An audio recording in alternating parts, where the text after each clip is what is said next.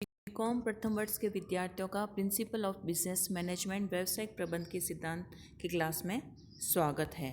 हमारा जो टॉपिक चल रहा है वह है नियोजन।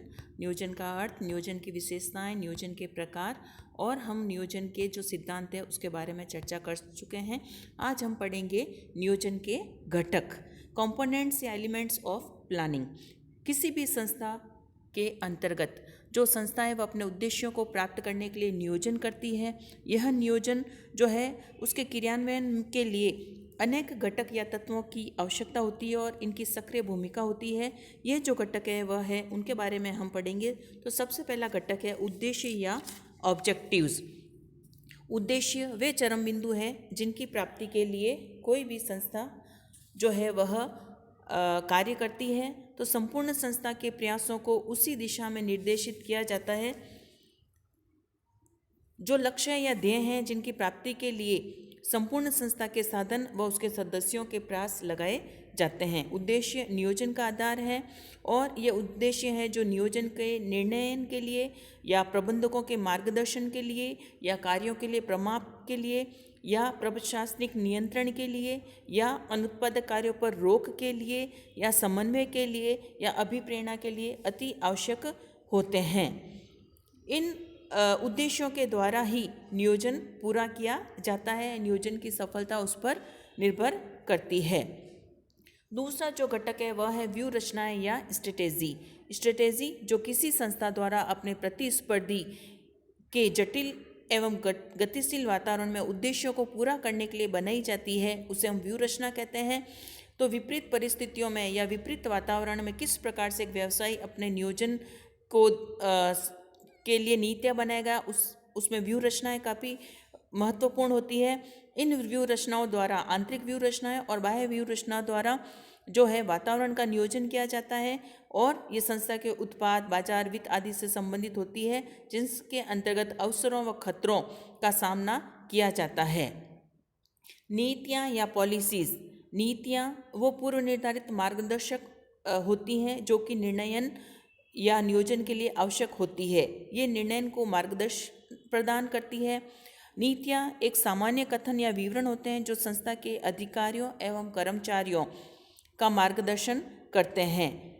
इसके अंतर्गत जैसे जो नीतियाँ होती हैं उन नीतियों की कुछ सीमाएं होती हैं, उन सीमाओं के भीतर ही निर्णय लिए जाते हैं। तो यह निर्णय हेतु मार्गदर्शन प्रस्तुत करती है। एक अच्छे निर्णय से ही उद्देश्यों को प्राप्त किया जाता है और अच्छी नीतियाँ ही अच्छे निर्णय को जन्म देती है। अच्छी नीति उद्देश्य से संबंधित होती है, योग्य होती है, कार्यों को आधार प्रस्तुत करती है, स्थायी होती है, व्यवहारिक होती है, व्यापक होती है, सैद्धांतिक होती है, स्पष्ट होती है। इन नीतियों के कारण किसी भी संस्था के कार्यों में एक रूपता होती है, सभी का सहयोग मिलता है, समन्वय में सुविधा होती है, जो कर्मचारी उनमें पहलपन की भावना जागृत होती है और सभी कर्मचारियों के लिए मार्गदर्शन प्रदान करती है, कार्यों की किस्म में सुधार के लिए भी योगदान देती है। नीतियाँ सामान्य होती है, वृहद होती है या लघु नीतियाँ भी हो सकती है। सामान्य नीतियाँ जो संपूर्ण संस्था के उद्देश्यों को पूरा करने के लिए तय की जाती है। बड़ी वृहद नीतियाँ जो बड़े एवं महत्वपूर्ण निर्णयों के मार्गदर्शन हेतु बनाई जाती है।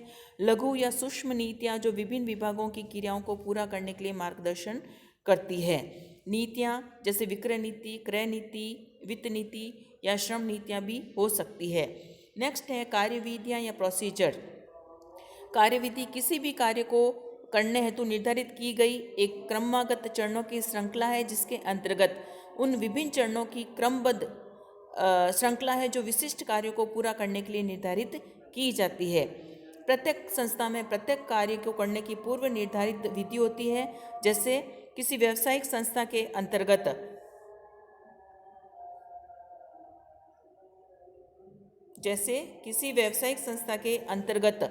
कार्य करने के लिए किसी भी व्यावसायिक संस्था के अंतर्गत कार्य करने के लिए ग्राहक जो आएगा उसके ग्राहक के आने और उसके जाने तक के लिए एक निश्चित मेथड या विधि अपनाई जाती है ताकि ग्राहक संतुष्ट हो।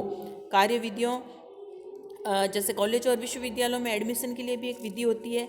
तो कार्य विधियाँ सभी संस्थाओं में महत्वपूर्ण होती है। इससे प्रबंधक को बार बार निर्देश देने के दायित्व से मुक्ति मिलती है। ये कार्य के निष्पादन को सरल बनाती है, एक रूप होती है, कार्यों में मनमानी को रोकती है, कर्मचारी की कार्य क्षमता में वृद्धि करती है। एक कार्यविधि के पश्चात जो है वह है प्रणाली या रीति, जो किसी कार्यविधि के किसी विशेष चरण को पूरा करने के लिए की जाती है वह प्रणाली कहलाती है। प्रणाली एक रीति या उप योजना भी हम इसको कह सकते हैं, जो विभिन्न क्रियाओं की प्रक्रियाओं को निर्धारित करती है। जैसे कार्यविधि के प्रत्येक चरण को पूरा करने के लिए अपनाई जाने वाली प्रक्रिया को हम प्रणाली कहेंगे। कार्यविधि एवं प्रणाली में अंतर होता है। नेक्स्ट है नियम या रूल्स। नियम कार्य व्यवहार के वे मार्गदर्शक बातें या योजनाएं हैं जिनका संस्था में सभी व्यक्तियों को अनिवार्य रूप से पालन करना पड़ता है। जैसे धूम्रपान सेहत के लिए हानिकारक है, यह एक नियम है और इसका पालन किया जाना चाहिए। इसी के अनुरूप संस्था में कोई कार्य व्यवहार नहीं किया जा सकता है और नियमों के पालन न करने पर दंड भी भोगना पड़ता है। नियमों के अनेक उदाहरण हैं, जैसे बिका हुआ माल वापस नहीं लिया जाएगा, नकद भुगतान करने पर छूट दी जाएगी। तो यह एक प्रकार से मार्गदर्शक होते हैं। नेक्स्ट है प्रमाप या स्टैंडर्ड। प्रमाप किसी भी कार्य का वह आदर्श स्तर है जिसके कारण कार्य करने वाले में उस स्तर पर निष्पादन करने की अपेक्षा की जाती है कि वह कार्य को कम से कम इस यहाँ तक तो करेगा। प्रमाप के आधार पर कार्य निष्पादन या परिणाम की तुलना की जाती है। जैसे एक विक्रयकर्ता द्वारा प्रतिदिन 1 लाख रुपए के क्रय आदेश प्राप्त करना निर्धारित किया गया है, यह उसका प्रमाप है और इसी आधार पर ही उसके निष्पादन की तुलना की जाएगी कि उसने 1 लाख रुपए के क्रय आदेश प्राप्त किए या 80,000 के प्राप्त किए। तो इसके कार्य निष्पादन को इसी के आधार पर अच्छा, बहुत अच्छा या अच्छा कार्य नहीं कहा जा सकता है। नेक्स्ट है कार्यक्रम। कार्यक्रम के अंतर्गत कार्यक्रम वह योजना है जिसके अंतर्गत सभी क्रियाओं का व्यवस्थित क्रमबद्ध विवरण होता है जो किसी विशिष्ट कार्य या उद्देश्य को पूरा करने के लिए आवश्यक है। कार्यक्रम में इस बात का भी उल्लेख होता है कि कौन सी क्रिया किसके द्वारा किस समय पर और किन साधनों से और किस विधि से पूरी की जाएगी। बजट वह योजना है जिसके अंतर्गत भावी निश्चित अवधि के संभावित परिणामों को आंकड़ों में या परिमाणात्मक रूप में प्रस्तुत किया जाता है, जिसके अंतर्गत आय व व्यय की पूरी जो है वह पहले से योजना बनाई जाती है। नेक्स्ट है अनुसूचियाँ। अनुसूचियाँ एक समय सूची होती है या एक योजना होती है जिसमें संस्था के विभिन्न क्रियाओं को संपन्न करने की समय अवधि का उल्लेख होता है। यह अधिकतर कार्यक्रम का ही एक अंग होती है जिसमें प्रत्येक कार्यक्रम को निश्चित समय में पूरा करने का एक क्रम होता है। परियोजना या प्रोजेक्ट। परियोजना या प्रोजेक्ट किसी भी बड़े कार्य या योजना में किसी विशिष्ट चरण को पूरा करने के लिए बनाई गई उप योजना होती है जिसके अंतर्गत किसी कार्य के विशिष्ट चरण में जो संसाधन, कार्यविधियाँ, नियम, बजट आदि प्रयोग किए जाएंगे उससे संबंध में नीतियाँ बनाई जाती है। नेक्स्ट है रणनीतियाँ या युक्तियाँ, टैक्टिक्स। रणनीति या युक्ति वह विशिष्ट योजना है जो संस्था के समक्ष उपस्थित किन्हीं प्रतिकूल परिस्थितियों के निपटने के लिए बनाई जाती है। युक्ति या चतुरतापूर्वक किसी कार्य से निपटना या ऐसी योजना बनाना जो प्रतिकूल परिस्थितियों में भी सफलता प्राप्त करने में मदद करती है, उसे हम युक्ति कहते हैं। अल्पकाल में समस्या से निपटने के लिए युक्ति का प्रयोग किया जाता है।